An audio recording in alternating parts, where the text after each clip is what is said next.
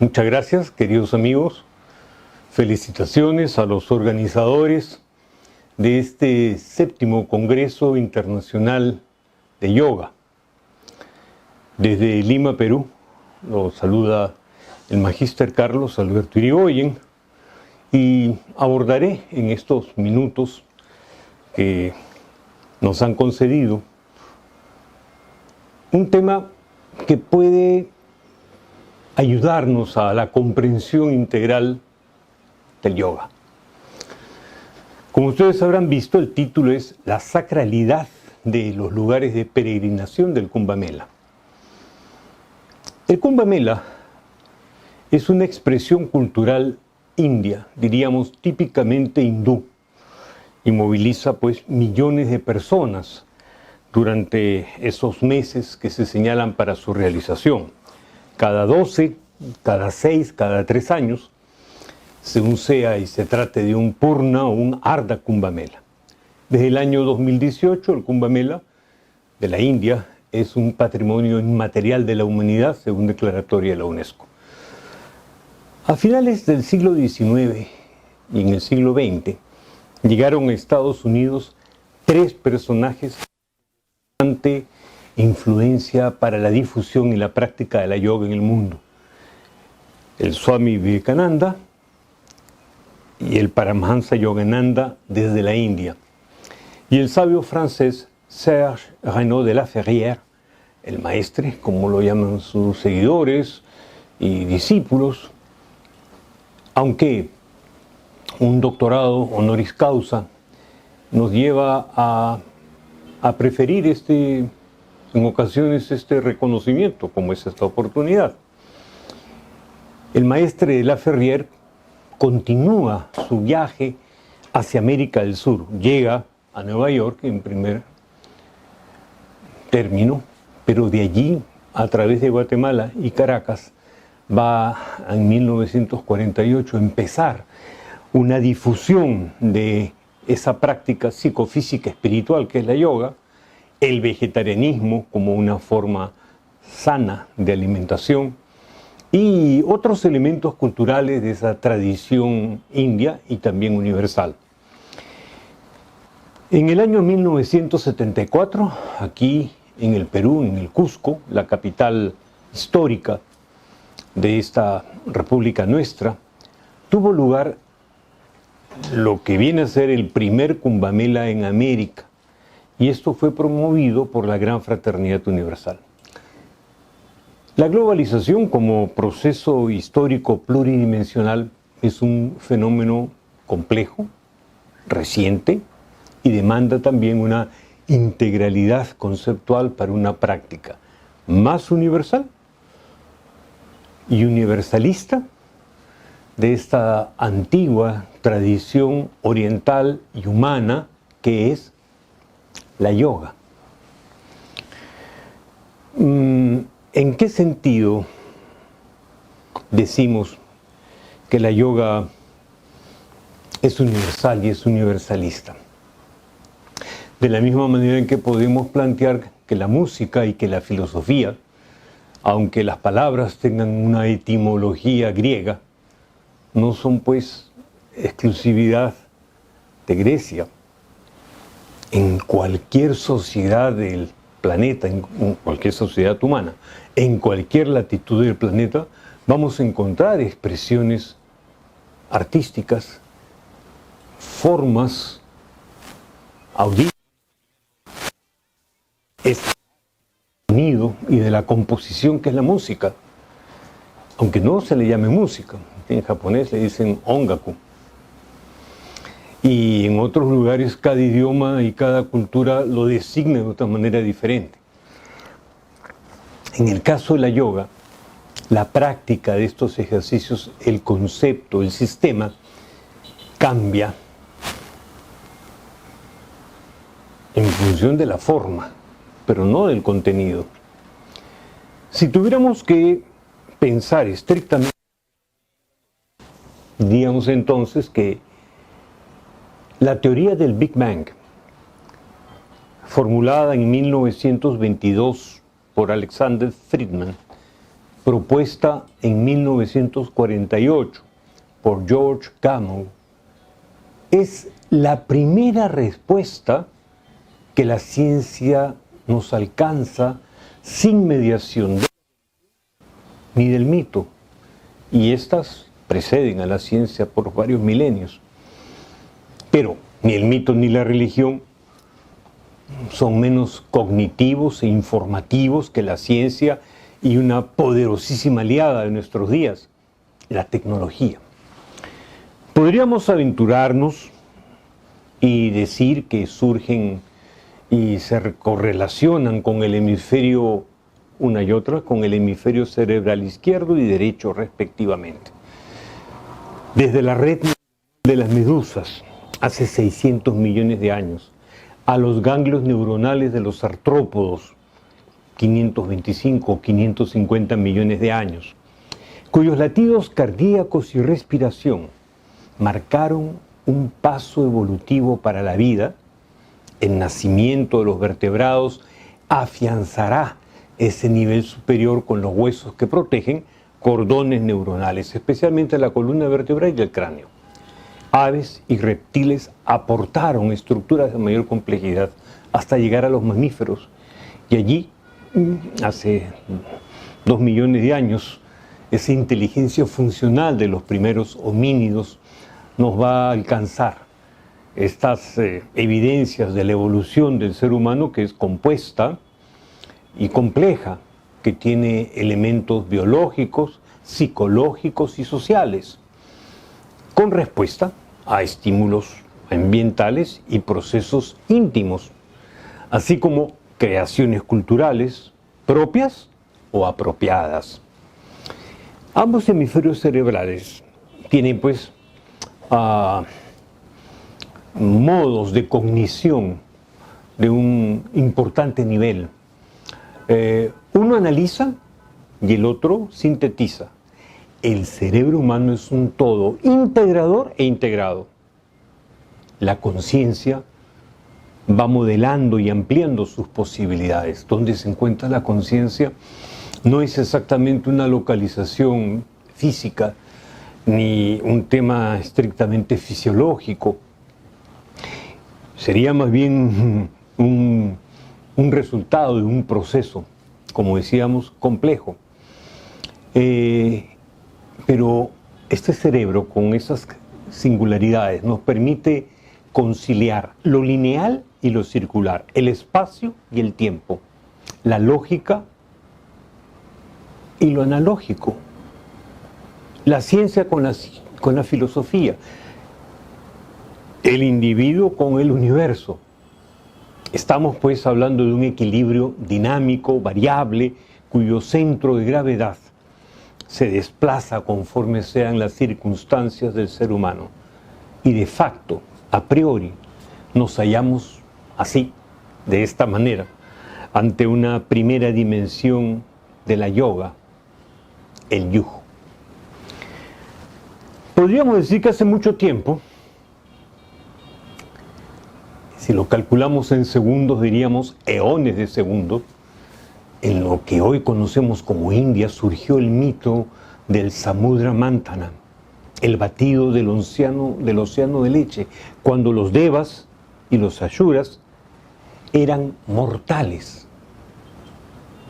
Esto es muy interesante y es singular a nivel cultural. Los dioses en la India no nacieron inmortales, no siempre fueron inmortales. Vamos a decir, sus enemigos, los ayuras, tampoco. En ese tiempo del Samudra Mantana eran mortales. Así que en esa condición y en ese conflicto entre ambos, los devas perdieron la supremacía y se produjo un desequilibrio.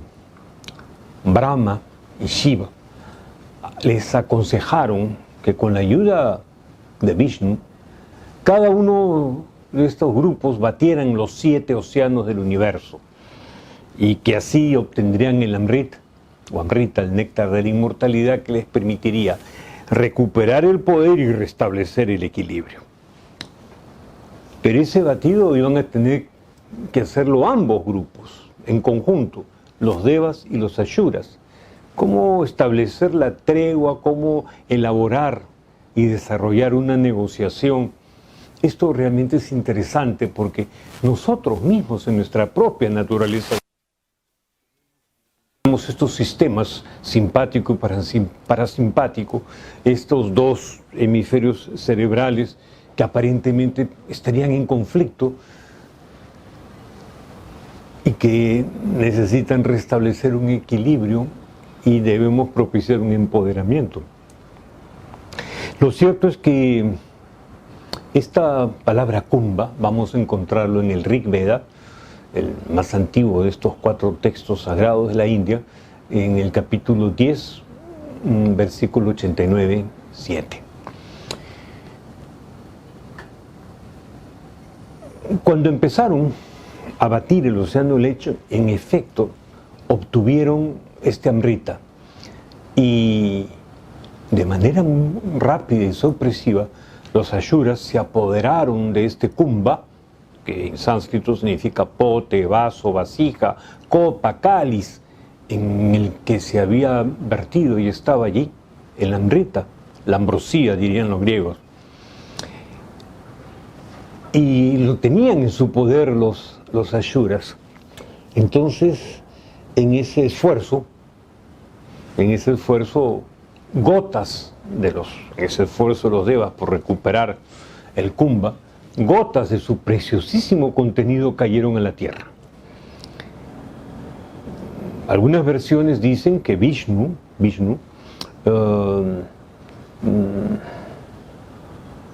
fue el responsable de esa huida y que con la prisa él es quien derramó esas gotas en 4 lugares geográficos específicos de la India: Prayag, Haridwar, Ujjain y Nashik. Así que son 4 lugares en la India que motivan este Kumbh Mela, que propician esta peregrinación. Y uno no puede evitar cuando escucha que Chatur, 4, en sánscrito es el número perfecto. En la tradición y en la cosmovisión andina, esa enseñanza de nuestros abuelos incas que se recoge en el Tahuantinsuyo, siendo 4, en quechua precisamente el número 4. Así que estos lugares estuvieron tocados por esa condición del Amrit vertido sobre nuestro planeta en esos 4 puntos. La inmortalidad entonces fue obtenida así, gracias a este kumbha, y ayuras y devas se beneficiaron no solo de la inmortalidad, sino de todo lo que ello acarreaba. Cada 3 años se cumple este festejo, este mela, esta asamblea, esta celebración. En cada uno de estos 4 lugares consagrados por el Amrita de la inmortalidad para ambos, devas y ayuras. Y entonces, cada 12 años, vamos a encontrarnos frente a un Maha Kumbh Mela, una gran asamblea de Acuario. Arda quiere decir mitad y corresponde pues al lapso de 3 años, aunque la mitad realmente serían 6. Pero como vemos que son 4 y están en esta relación, hay un tema numerológico también. El número 12 se relaciona con la perfección en el ejercicio del gobierno, es decir, el servicio, la potestad y la protección, que de acuerdo con esta antigua tradición deberían ejercer todos los gobiernos en todas partes del mundo, aunque no siempre la protección sea tan efectiva, ni el servicio sea realmente tan comprendido, y la potestad mengue y sea limitado en algunas regiones, al menos en nuestro país.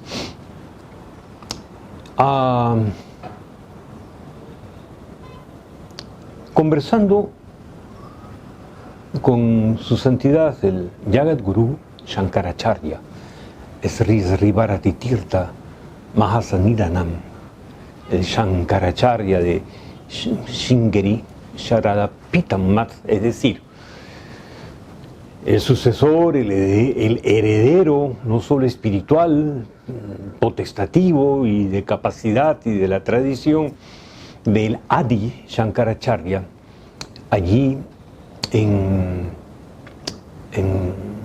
Bangalore, en la India, en Shringeri. Tuve ocasión de una audiencia, de una entrevista larga, y conversábamos sobre esto, el número del 12, la importancia del número 12, simbolizando el orden, el bien, y que este número gobierna el espacio y el tiempo. Es interesante porque hay una coincidencia en esto, cuando el maestre Raynaud de la Ferrière dice que 12 tiene un valor secreto, que es 78, y que constituye la palabra Aur, en hebreo, luz, y que esto vale 132. ¿Y cómo es que vamos a encontrar este mismo número 12, que además es 3 veces 4, ¿verdad?, en la mitología antigua para manifestar un ciclo terminado, pero animando la actividad? Curiosamente, o coincidentemente, el ciclo del planeta Júpiter es de 12 años. Así que cuando los melas se llevan a cabo cada 12 años, la presencia, la participación, la ubicación de Júpiter va a tener una gran importancia. Y la concurrencia es variable, el número de peregrinos que asisten a este festival es muy amplio. Hoy se calcula entre 80 a 100 millones de personas que llegan a estos lugares del planeta.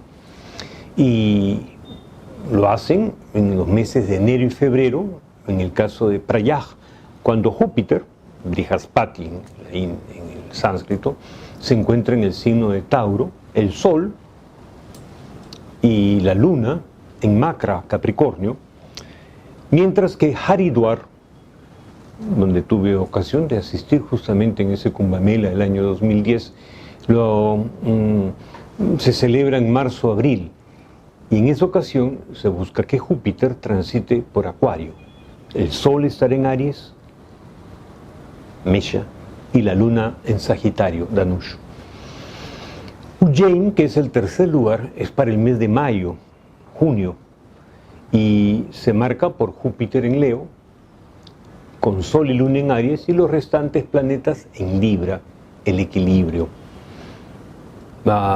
Nashik, para julio, exigirá un tránsito de Júpiter en Escorpio, el Sol y la Luna en Cáncer. Estos lugares que estoy señalando y que suenan así, solo como nombres, representan un espacio de casi 1 millón de kilómetros cuadrados. En esta ubicación de 1 millón de kilómetros cuadrados, recordemos que Venezuela ocupa más o menos esa misma superficie. El desplazamiento de los que acuden a estos lugares es pues dinámico, es activo, y las distancias son importantes. Hay un concepto que es Tirthayatra, ese del peregrinaje. Hoy en día se habla de Padayatra, hacerlo a pie, pero ha tomado otro carácter y tiene una nota casi más política que espiritual o religiosa. Las rutas deberían ser cumplidas a pie, caminando, como lo hacen los sadhus, agoris y nagas, los yogis, sannyasines, swamis, en fin, estos hombres santos de un subcontinente o un megapaís. La India tiene 3.280.000 y tantos kilómetros cuadrados. A este efecto, entonces, vemos que la astrología determina el tiempo, Yotisha, y que la mitología, estos relatos sagrados hindúes, el espacio. Muy bien, en estos lugares vamos a observar además que confluyen ríos y cursos de agua, y que hay una historia nacional y que hay leyendas locales, que hay una tradición oral viva y permanece como tal vigente en su población, no solamente en sus textos. La emigración de ciudadanos indios hacia otras regiones del planeta ha permitido llevar con ellos estas tradiciones culturales, y de manera similar a la procesión del Señor de los Milagros que los residentes peruanos en Japón, en Yokohama, y en Estados Unidos, en Nueva York, por ejemplo, organizan todos los meses de octubre, algo parecido sucede con los melas en Inglaterra, en el Reino Unido, en Manchester, y también en el sudeste asiático, en Sri Lanka, en Malasia, Indonesia y Singapur. Por supuesto, estos festivales tienen una nota mucho más cultural y comercial. Ferias folclóricas, comidas, bailes. No hay baños, tampoco rituales en las aguas de ningún río, pero hay un culto religioso muy marcado. En el caso del culto a Kartikeya, Skanda o Murugan, por ejemplo. Y en estos países del sudeste asiático.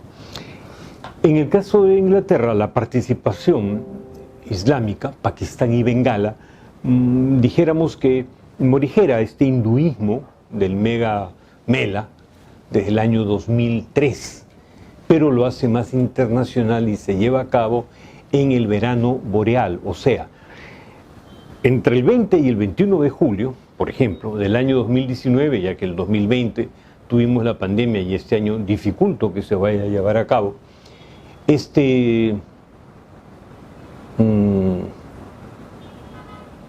mega mela congregó 70.000 personas. Nosotros, el año 74, si mal no recuerdo, tuvimos una concurrencia entre 3 y 5.000 personas. Fue promovido esta reunión con un carácter netamente cultural, pero también con una conexión espiritual, globalizante, diríamos, y globalizadora. Y a partir de entonces, desde el año 74, cada 12 años se ha promovido esta reunión. Pero esto plantea interrogantes que son las que por mi parte intento recoger en esta peregrinación. Se tiene prevista una próxima e inminente celebración para el año 2022, que sería la quinta. Desde el 74 a la actualidad hemos tenido 4. Entonces, no es solo cuestión de preguntas, es también un cierto intento de respuestas. Hay un texto del doctor de la Ferrier que dice: sí, todas las cosas están siendo removidas de un lugar a otro. Las corrientes magnéticas del mundo están cambiando. Tierras desaparecerán. Donde predominaba la espiritualidad, reinará el materialismo, pero también habrá luz donde había tinieblas. Está en los grandes mensajes, en la página 447. Si nosotros nos ubicamos en este espacio, el tiempo nos va a llevar 5.000 años atrás a Caral, una cultura matriz peruana a 180 kilómetros del norte de Lima. Un yacimiento arqueológico singular porque es la única cultura de paz que podemos encontrar nosotros en este momento en el planeta. Sí, desde Caral hasta esa sucesión ininterrumpida de los Alto Misayoc, de la comunidad de los Queros en Paucartambo. Hay pues un jalonamiento de una tradición milenaria y que marca una ruta de apus, de huacas, de pacarinas, de lugares sagrados para los incas y los pre-incas. Pero ¿qué es lo sagrado? Dicho de otro modo, ¿en qué consiste la sacralidad? Refiere el maestre de la Ferrier que aquellas cosas que llamamos sagradas son aquellas que tienen más vida. Pero al decir vida, no nos vamos a limitar solamente al fenómeno orgánico y biológico, sino a la integralidad de formas y aspectos que van desde esos primigenios seres unicelulares hasta las galaxias más complejas de lo que pareciera ser un mega universo o un mega multiverso, con sus propias leyes físicas que se cumplen, que se respetan. Pero existe también una vida psíquica, una forma psicosocial con un interés antropológico, etnográfico para la sociología. Hay una vida propia que se conserva además en una tradición iniciática en lo concerniente a la evolución de la humanidad y a la autorrealización ontológica del ser humano. Aquí, en el Perú, los yacimientos de antiguos focos culturales los vamos a ubicar entre los 8 grados de latitud sur, que corresponde a la antigua capital de los Chimor, la ciudad de Chanchan, en esa antigua lengua Cuinnan, Sol, Zipán y Pacatnamú, en la costa norte de Lambayeque y La Libertad, hasta los 14 grados de Paracas y de Nazca, en Ica, hacia la región austral. Y bueno, hablar de Nazca es también hablar de Palpa y de esos geoglifos que son visibles solo a partir de una determinada altura sobre el nivel del suelo. En un primer momento, cuando el doctor de la Ferrier visualizaba y planificaba su viaje a la América del Sur, él vio estas tierras sudperuanas y manifestó la intención de llegar aquí a Ica, que dicho sea de paso, el viernes 17 hemos estado celebrando un aniversario más de su fundación. Pero circunstancias diferentes modificaron esa idea inicial y los planes fueron reformulados y se llevaron a cabo de otra manera. Igualmente positiva, igualmente importante, igualmente significativa. Si tomamos en cuenta esa gran meseta del Collao en Tiahuanaco y ese inmenso mar interior que es el lago Titicaca o Titicaca, que corresponde en aymara a un significado que traducido a la lengua castellana sería el mar de los pumas de piedra. Como los europeos que llegaron aquí no podían pronunciar, yo sin ser europeo tampoco lo hago correctamente, era más fácil llamarlo Titicaca. Pero estamos hablando de 8.000 kilómetros cuadrados de extensión. Y no hablo de la cuenca hidrográfica, hablo estrictamente, entre comillas, del lago, que tiene además 42 islas en su interior. Hay otros lagos que sí los llaman mar, pero que no tienen ese tamaño ni esa dimensión.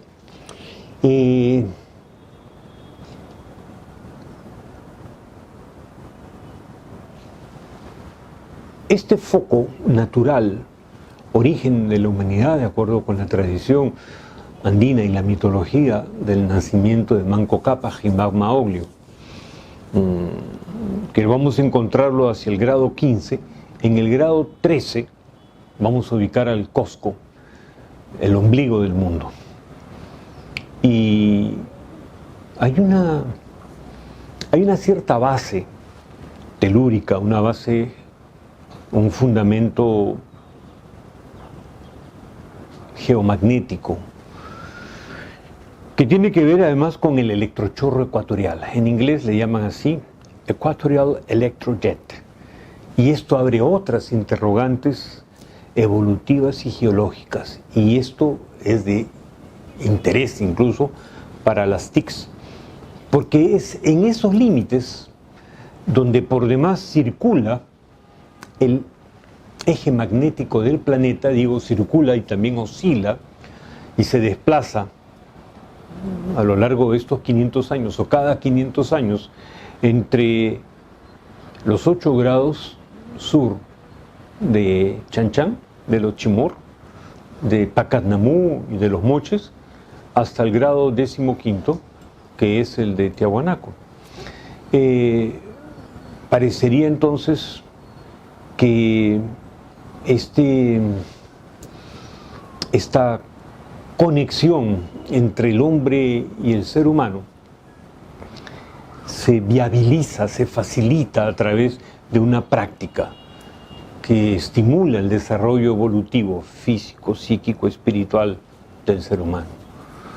En todas las sociedades del planeta podemos observar técnicas de respiración, que si bien no le van a denominar pranayama, porque esto es un término sánscrito, ni se hablará de asanas como ejercicios y posiciones, mucho menos aún de dharana o dhyan para la meditación y la concentración respectivamente. El detalle de las técnicas y una conservación sistemática desde hace milenios y una metodología con esa terminología especializada es el innegable privilegio y honor de la India. El 21 de junio fue instituido por la Organización de Naciones Unidas como el Día Internacional del Yoga en esa asamblea del 11 de diciembre del año 2014. La realización de este 7º Congreso Internacional nos demuestra pues la importancia de una técnica física y mental con alcances espirituales.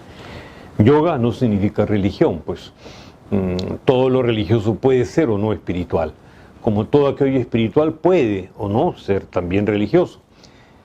Si entendiéramos la religión en su sentido original, en su etimología, como lo recuerda el doctor de la Ferrier, este sentido de religar, de reunir, de unidad, vamos a entenderlo en tanto yug y como culminación de un yoguismo.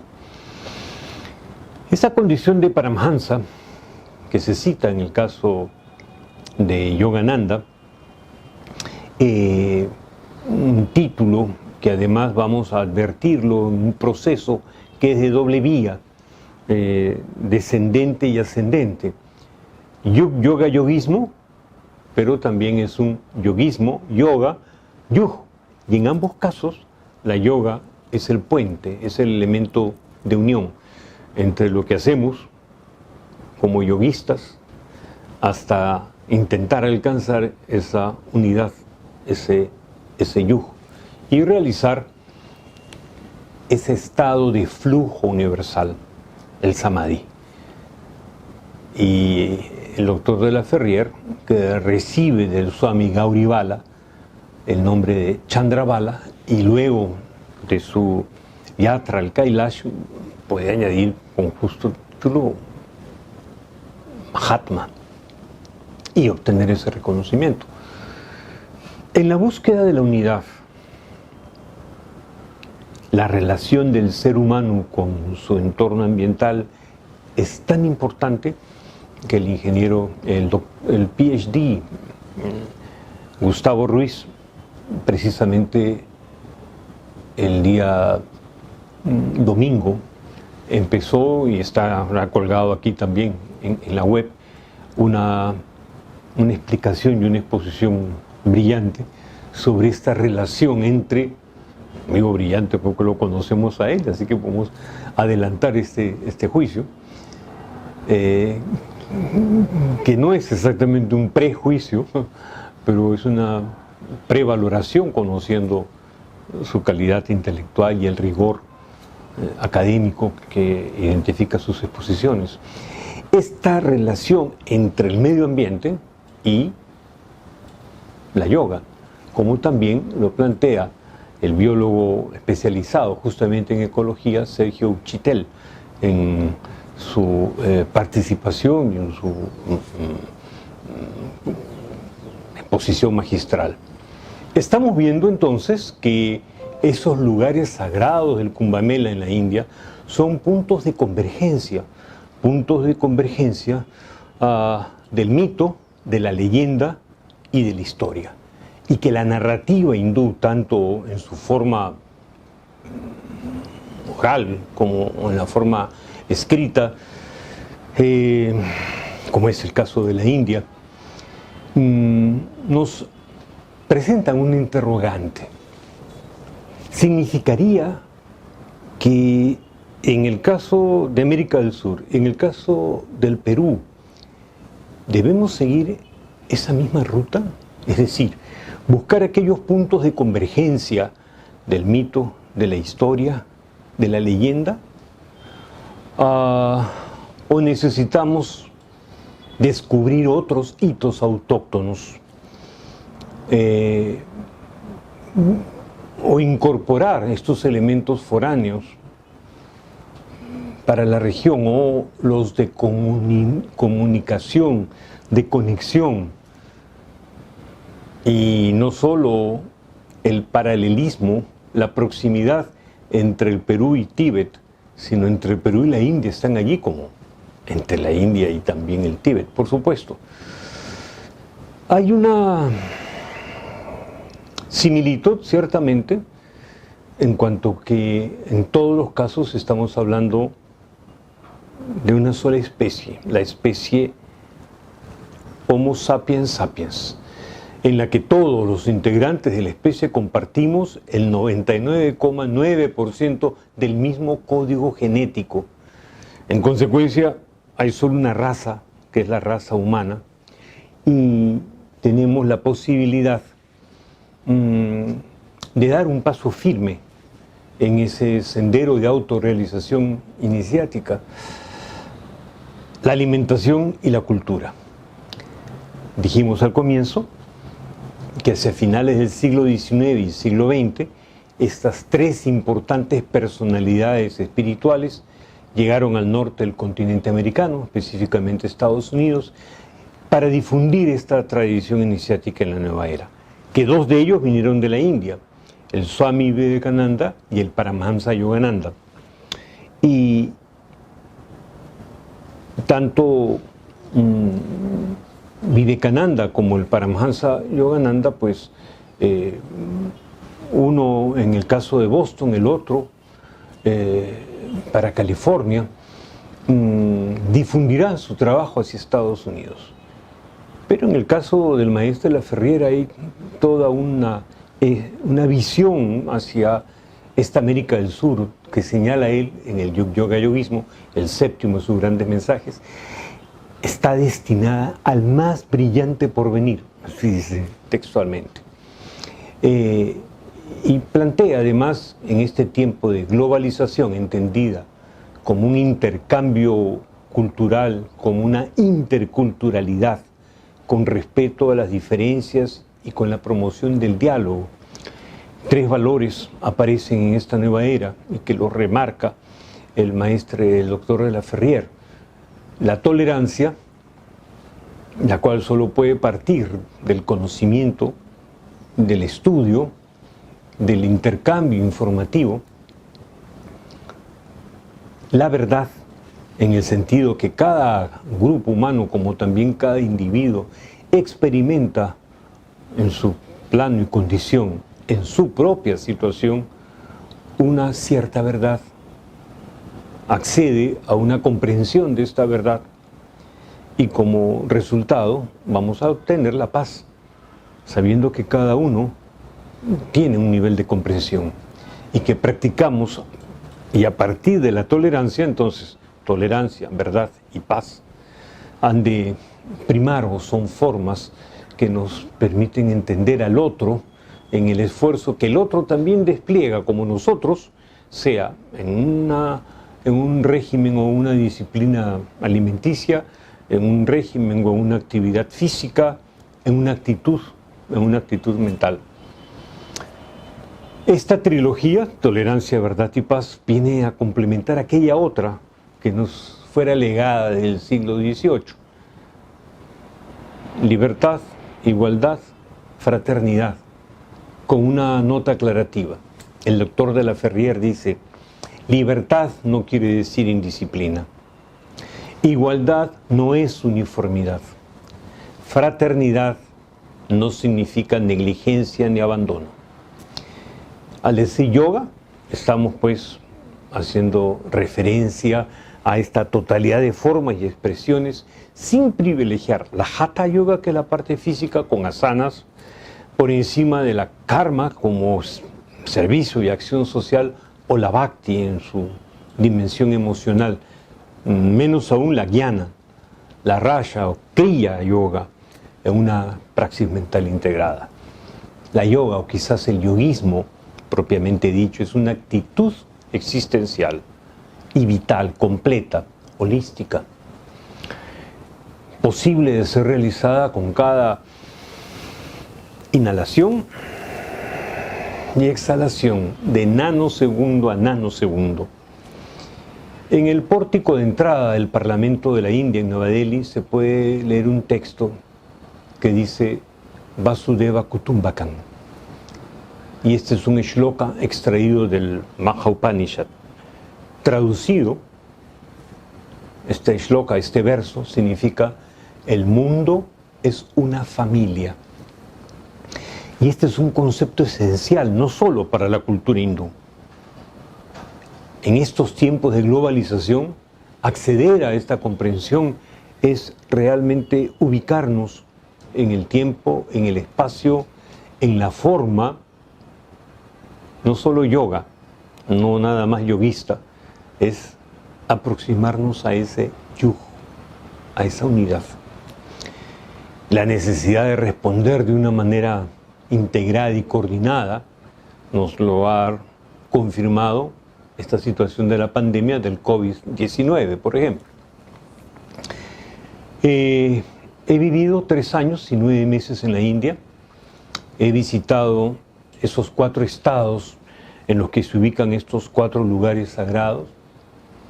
El mismo año 2010 estuve en Haridwar, y en el mes de julio la oportunidad de asistir al Surya Grahan Mela, esto es el festival del eclipse solar de ese mes de julio de ese año 2010.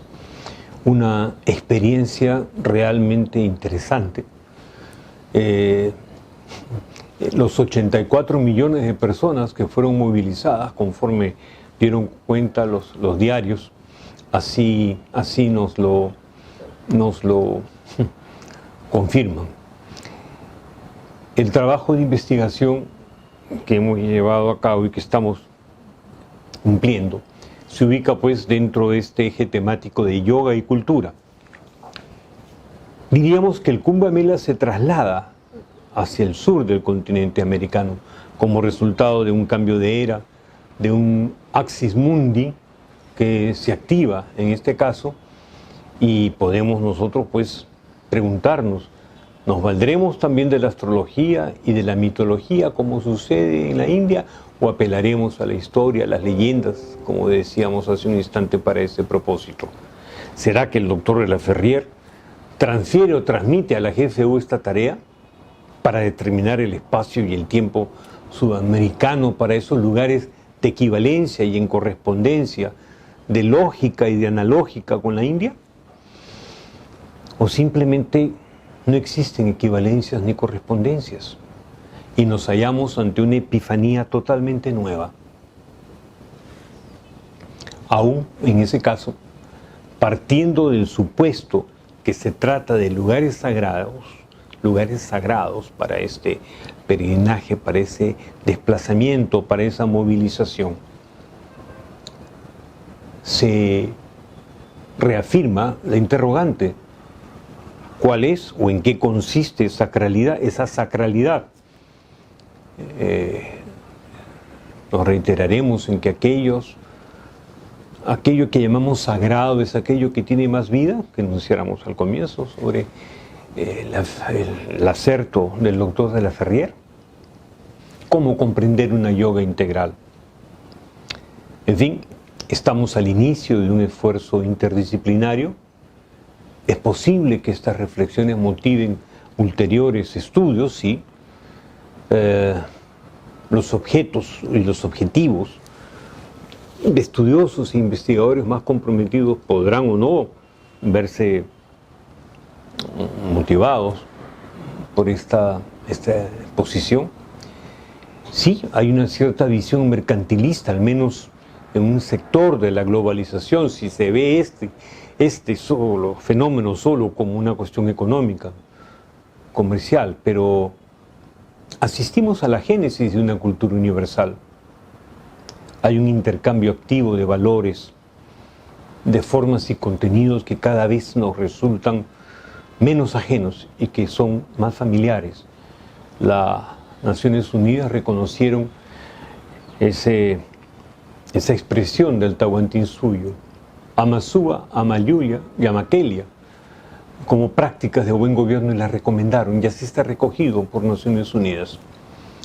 Y sí, se habla de una pax romana, de una pax hispánica, de una pax británica, de una pax americana, pero los estudiosos de este tema de relaciones internacionales, en el que me incluyo, intentan pensar y plantear si acaso no estaremos a puertas de una pax universalis.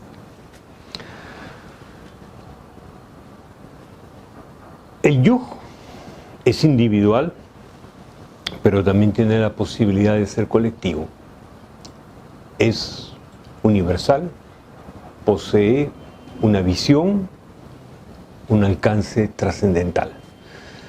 Hemos cumplido una investigación que resulta explorativa, evaluativa, descriptiva.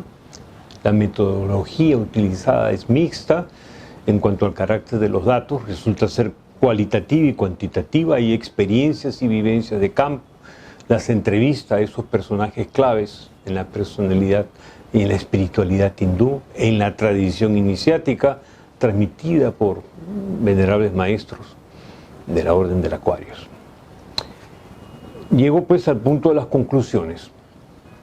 El Kumbh Mela originalmente es una expresión cultural india declarada Patrimonio Cultural de la Humanidad y el año 2018 por la UNESCO, pero se viene cumpliendo en América desde el año 1974 y cada 12 años. Y la quinta ronda, correspondiente al año 2022, está a puertas, el próximo año.